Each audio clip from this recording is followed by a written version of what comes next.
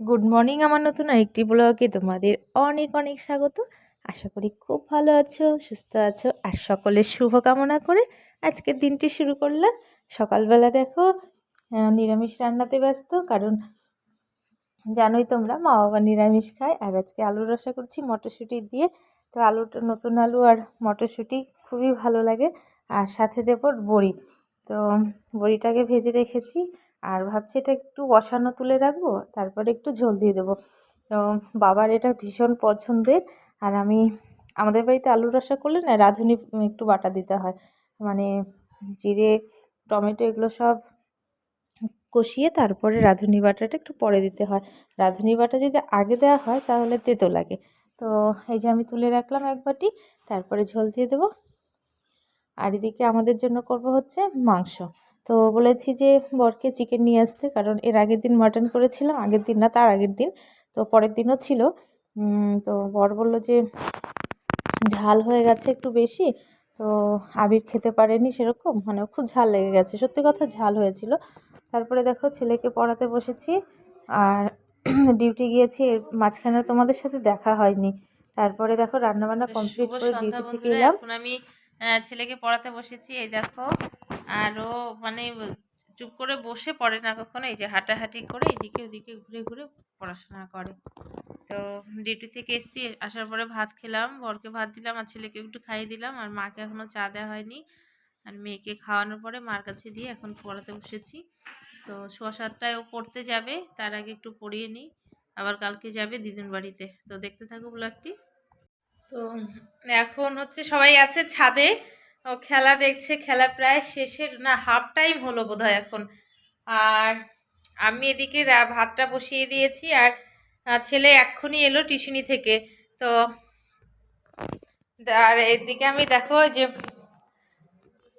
কি কেটে নিয়েছি, ভাবলাম বসেই থাকবো। লাউ কেটে নিয়েছি আর লাউয়ের ওই যে খোসাগুলো কেটে নিয়েছি। আর এই যে লাউ, কালকে আমার বর খুব পছন্দ করে মুগ ডাল দিয়ে লাউ ঘন্ট।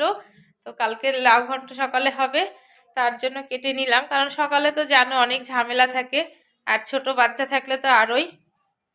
আর এদিকে আবার ছেলে বলছে যে কালকে নাকি আবার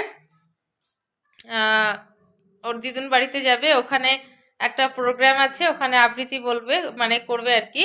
তো আবৃত্তিটা মুখস্থই আছে, শিখিয়ে আর দেওয়া, নতুন করে শেখানোর কিছুই নেই। আর এদিকে আমি ভাতটা, এই যে দেখো ভাত প্রায় মানে এই যে ভাত বসিয়ে দিয়েছি, এখানে ভাতটা গরম জলে বসিয়ে দিলাম যাতে তাড়াতাড়ি হয়। আর রান্না কি কি আছে দেখি, এই যে এখানে সব মানে অল্প অল্প আছে আর কি। এই যে মাদের আলুর ঝোল,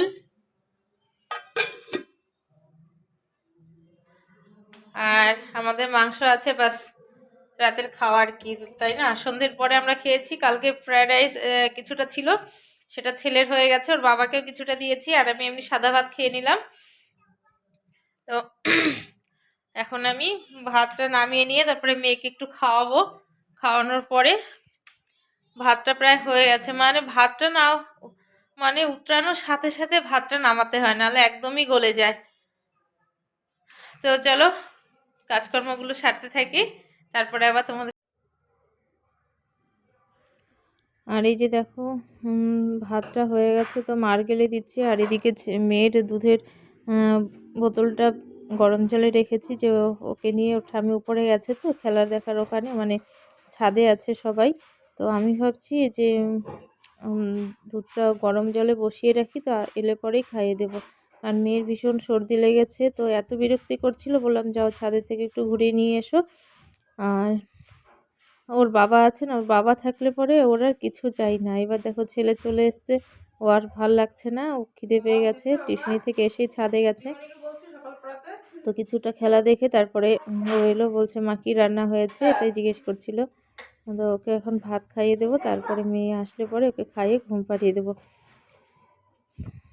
তো প্রত্যেক দিন কী হয় বলো তো, রাতের বেলা ওর বাবা ছেলে মেয়ের হাতে পায়ে তেল মেখে দেয়।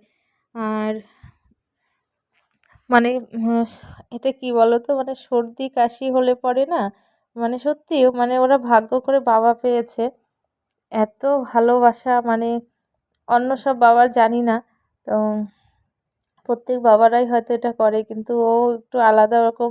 যেহেতু সময় একদমই দিতে পারে না বাচ্চাদের সাথে, তো রাত্রিবেলা যখন আসবে মেয়ে খুব কাঁদতে থাকে বা ছেলের সর্দি লেগেছে, ওদের দুই ভাই বোনের হাতে পায়ের তালুতে খুব করে মানে তেল ঘষে ঘষে দিলে পরে এটাই সর্ষের তেল সুবিধে হয়। তো দেখো এই যে রাত্রেবেলা আজকেও দিচ্ছে, তাই তো ওর বাবা প্রচণ্ড ঠান্ডা লাগছে, প্রচণ্ড ঠান্ডা পড়েছে।